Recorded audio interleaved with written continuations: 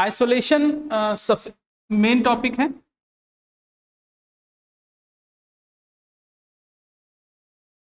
Isolation you can say, आप ऐसा कह सकते हैं कि जो ज्योग्राफिकल आइसोलेशन होता है और रिप्रोडक्टिव आइसोलेशन होता है, दो तरह के आइसोलेशन आप इसमें पढ़ेंगे। दो तरह के आइसोलेशन पढ़ेंगे, कौन कौन? पहला आप पढ़ेंगे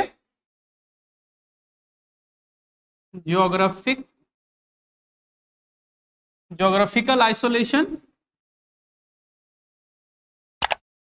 और दूसरा देखेंगे रिप्रोडक्टिव आइसोलेशन। ध्यान से समझिएगा, रिप्रोडक्टिव आइसोलेशन। अब जब भी हम आइसोलेशन की बात करेंगे तो ये दोनों वर्ड्स आपके सामने हमेशा आएंगे, ज्योग्राफिक आइसोलेशन और रिप्रोडक्टिव आइसोलेशन। दोनों वर्ड से हम लोग क्या डिफरेंस समझते हैं? जो ज्योग्राफिक आइसोलेशन होता है उसमें हम लोग माउंटेन की बात करेंगे या कुछ ओशियंस, ग्लेशियर, इस तरह की चीजें, रिवर, इस तरह की चीजें बात करेंगे। रिप्रोडक्टिव आइसोलेशन मतलब एक स्पीसीज, वो जो दो स्पीसीज बनेंगे, दो स्पीसीज में दोनों अलग अलग सेपरेट होंगे और due to geographical isolation reason, but reproduction दोनों में नहीं होगा। तो ये सारे चीज हम इस चीज में डील करने वाले हैं। तो इस पूरे टॉपिक में ये दोनों चीजें बहुत इंपॉर्टेंट है। और इस आइसोलेशन को समझने के लिए सबसे पहले हमें समझना होगा स्पेसिएशन। तो स्पेसिएशन समझने के लिए सबसे पहले हम लोग देखते हैं कि स्पेसिएशन होता क्या है। अगर स्पेसिएशन न समझेंगे तो आइसोलेशन हमें थोड़ा नहीं समझ में आएगा। तो सबसे पहले हम लोग देखते हैं टॉपिक स्पेसिएशन।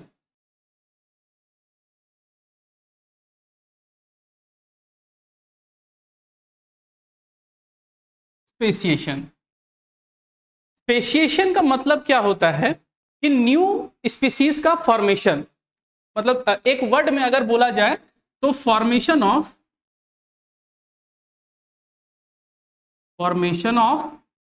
New species. ठीक है,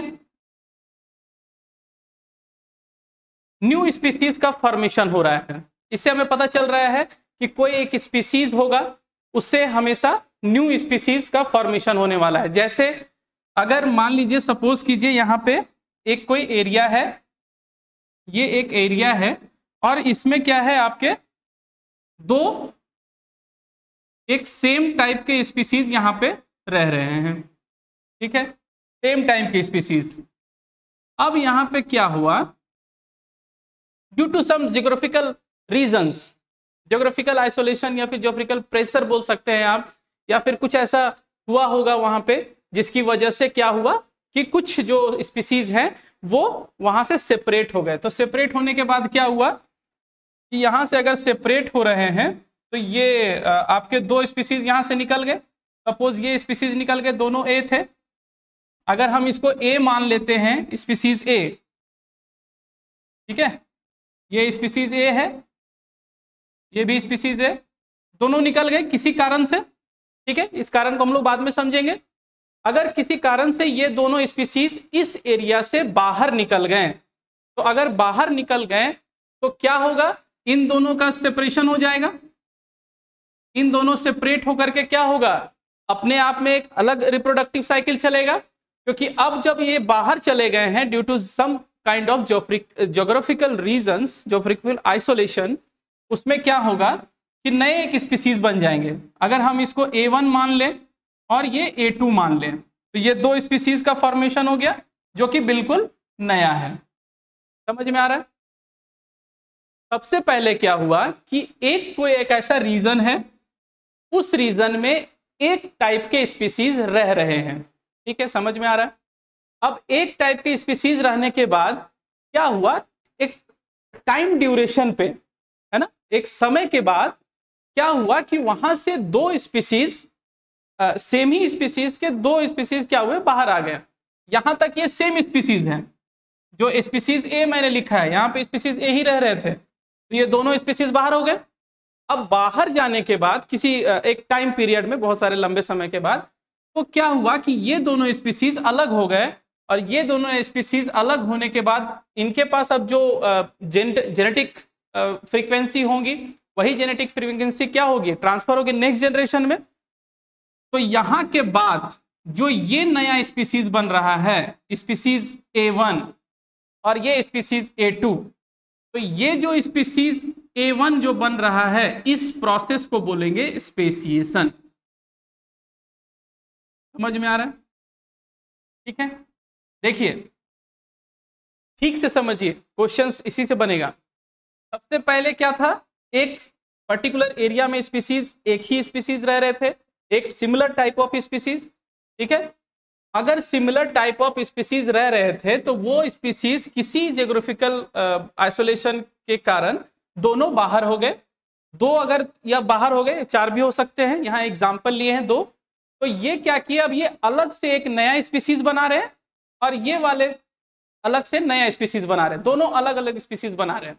ठीक है, तो इस दोनों प्रोसेस को बोलेंगे क्या, स्पेसिएशन। दोनों प्रोसेस स्पेसिएशन है, लेकिन ड्यूरिंग टाइम पीरियड अगो, कुछ समय के बाद, जब बहुत एक लंबा समय बीत जाएगा, फिर भी क्या होगा कि अब ये जो स्पीसीज बने हैं A1 एंड A2, जो नया स्पीसीज बने हैं इसी से सेमी स्पीसीज के, ये पेरेंटल हो गए, पेरेंटल स्पीसीज। ठीक है, पेरेंटल स्पीसीज से ही बने हैं, लेकिन अब क्या होगा, इन दोनों में इंटरब्रीडिंग गॉट हैम्पर्ड, मतलब नहीं होगा, नो इंटरब्रीडिंग। समझ में आ रहा है?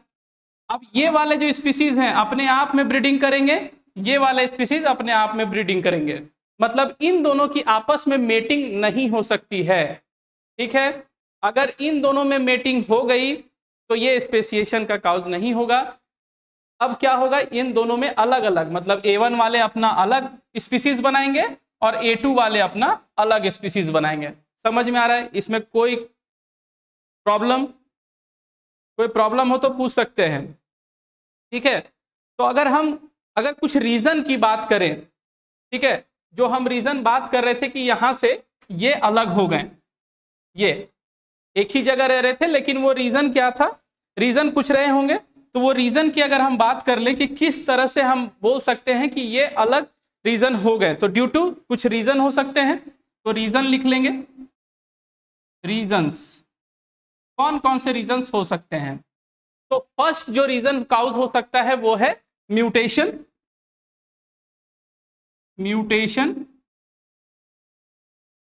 ठीक है, म्यूटेशन फर्स्ट रीजन हो सकता है। दूसरा हो सकता है बिहेवियर, दोनों के बिहेवियर में चेंज आएगा, बिहेवियर। ठीक है, दोनों के बिहेवियर में चेंज आ सकता है। टाइम बैरियर, क्योंकि टाइम बैरियर एक टाइम के साथ वो चल रहा है, तो थर्ड हो जाएगा time barrier. Time barrier, barrier मतलब होता है रुकावट, आप बोल सकते हैं ऑब्स्टेकल जिसको बोलते हैं इंग्लिश में, हिंदी में हो गया रुकावट। कुछ बैरियर्स आए होंगे, जैसे ज्योग्राफिकल बैरियर्स हुआ, यहाँ पे रिप्रोडक्टिव बैरियर्स, तो उसी तरह से क्या होगा, थर्ड हो गया टाइम बैरियर। फोर्थ क्या हो सकता है, नेचुरल सिलेक्शन। नेचुरल सिलेक्शन, कुछ सिलेक्शन प्रेशर रहा होगा, है ना, क्योंकि यहाँ पे अगर A से A1 बन रहा है तो नेचुरल प्रेशर भी तो है उसको सरवाइव करने के लिए, तो नेचुरल प्रेशर भी है। और फिफ्थ हो जाएगा जेनेटिक ड्रिफ्ट। जेनेटिक ड्रिफ्ट, ठीक है, जेनेटिक ड्रिफ्ट हो सकता है। ये सब सारे रीजंस हैं। ठीक है, और लास्ट हो जाएगा कुछ इन्वायरमेंटल बैरियर्स। इन्वायरमेंटल बैरियर्स कुछ हो सकता है, तो 6 हो जाएगा इन्वायरमेंटल बैरियर। इन्वायरमेंटल बैरियर, ठीक है।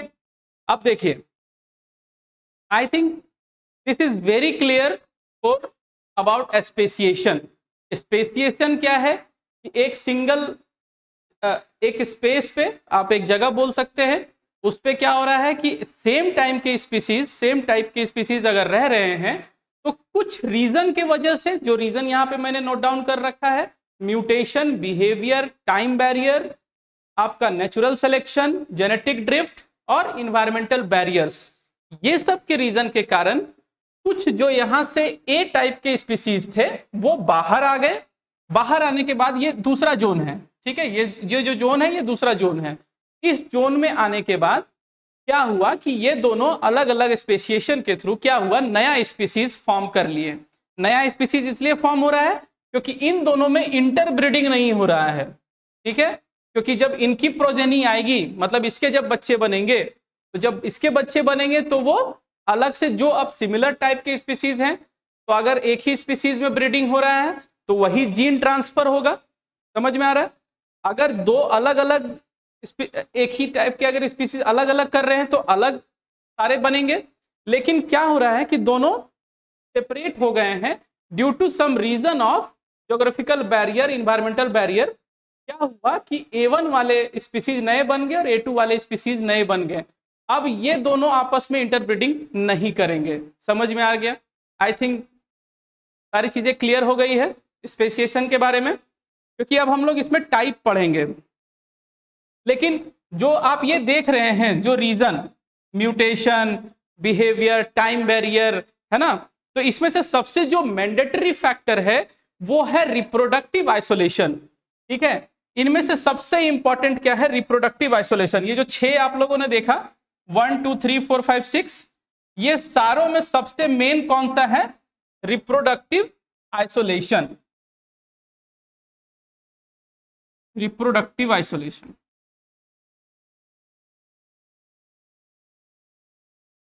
क्यों बोल रहे हैं reproductive isolation is the main factor?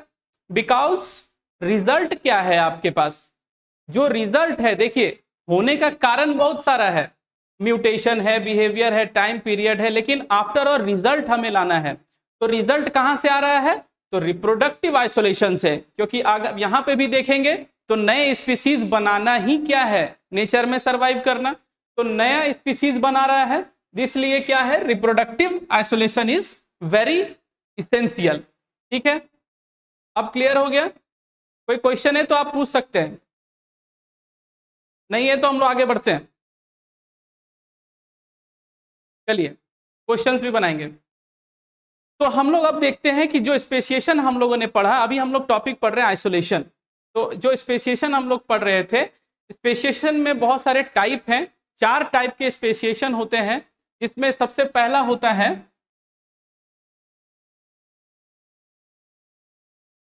First allopatric, दूसरा पेरीपेट्रिक, तीसरा पारापेट्रिक,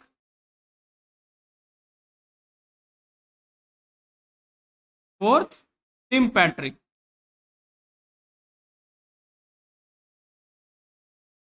ठीक है, स्पेसिएशन, टाइप्स ऑफ स्पेसिएशन, आप इसको लिख लें, टाइप्स ऑफ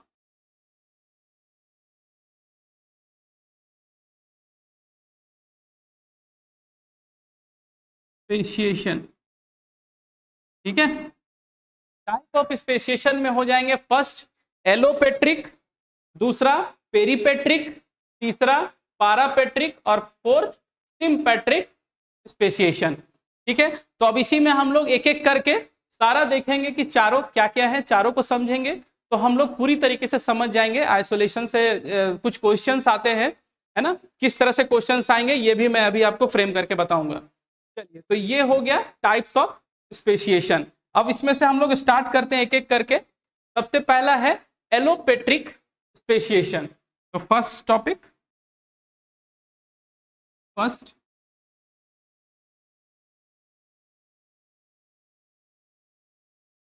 एलोपेट्रिक स्पेसिएशन।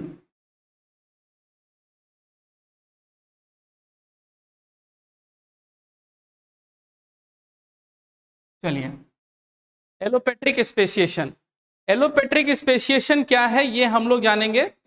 जैसे इसमें क्या है, एलोपेट्रिक स्पेसिएशन में सबसे पहले ड्यू टू सम, किसी के कारण, मतलब फिजिकल और कुछ इन्वायरमेंटल बैरियर्स का बात करेंगे। ठीक है, तो आप पॉइंट लिखेंगे,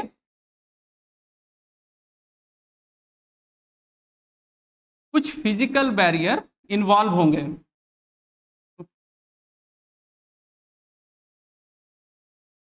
फिजिकल बैरियर और कह सकते हैं आप इन्वायरमेंटल बैरियर।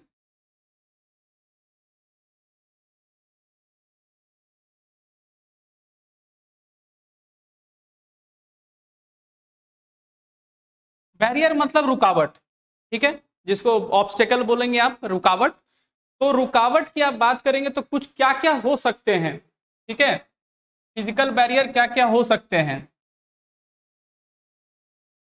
फिजिकल, ठीक है, कौन कौन से फिजिकल बैरियर और इन्वायरमेंटल बैरियर दोनों सेम है। आप देखेंगे इसमें कौन कौन हो सकते हैं, तो क्या क्या हो सकता है फिजिकल, और आप बताइए। माउंटेन,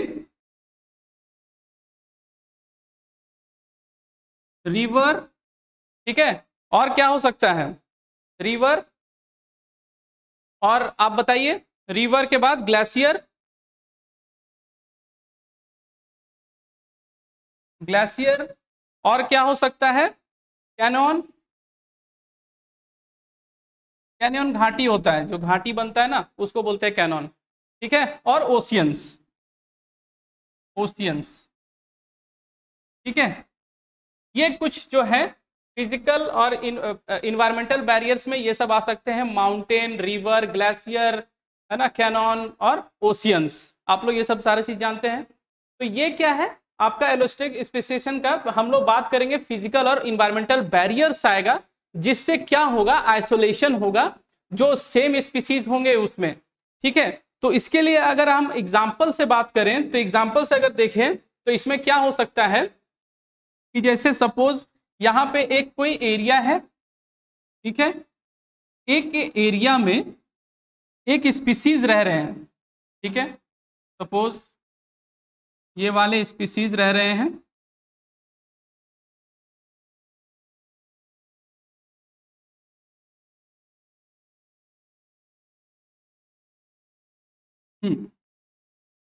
एक स्पीसीज रह रहे हैं।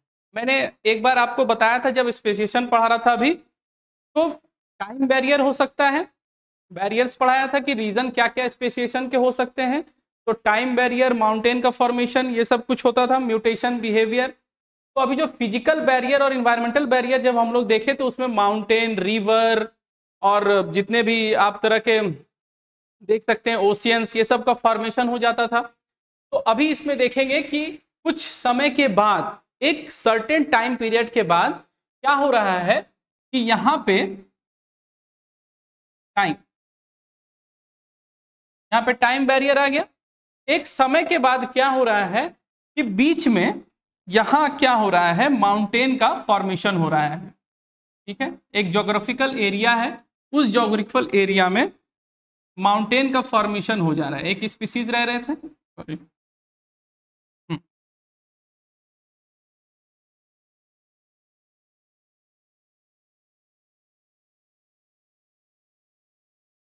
ठीक है, यही वाला स्पीसीज मान लो, सेम ही है।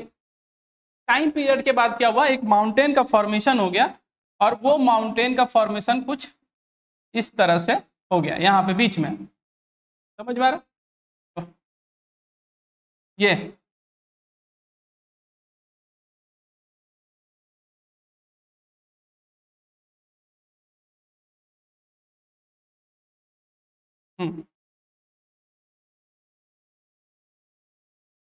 ठीक है, माउंटेन का फॉर्मेशन हो गया बीच में। अब अगर माउंटेन का फॉर्मेशन हो रहा है तो ये क्या होगा, सेपरेट हो जाएंगे एक दूसरे से। तो सेपरेट हो जाएंगे तो आपका अब कैसा बनेगा फिगर, फिगर बनेगा कुछ इस तरह से,